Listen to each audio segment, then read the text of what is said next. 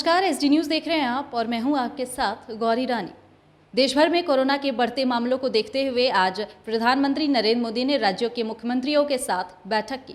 इस बैठक में उन्होंने कोरोना के चौथी लहर की आशंका को देखते हुए राज्यों को अलर्ट रहने को कहा और इसके साथ ही रणनीति बनाने की भी बात कही।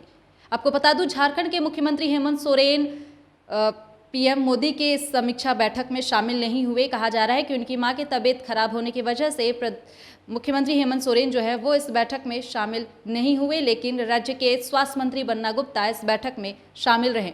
इसके साथ ही पीएम मोदी ने उन राज्यों से भी आग्रह किया जो अब तक पेट्रोल और डीजल में वैट कम नहीं किए हैं।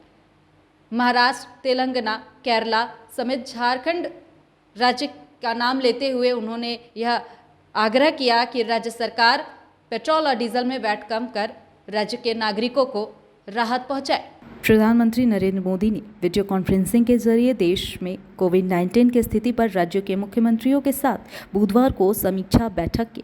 इस दौरान उन्होंने कई मुद्दों पर बात कही। पेट्रोल और डीजल की कीमत पर भी उन्होंने राज्यों के मुख्यमंत्रियों से चर्चा की।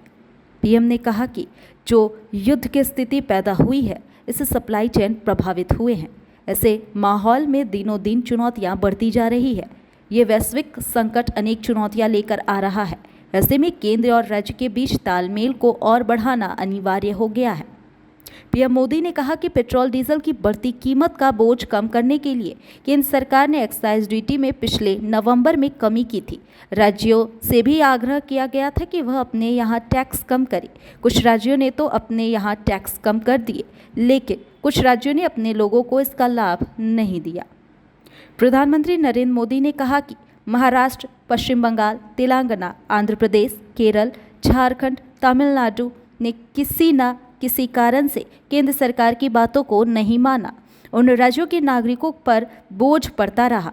मेरी प्रार्थना है कि नवंबर में जो कारण था, अब वैट कम करके आप नागरिकों को इसका लाभ पहुंचाएं।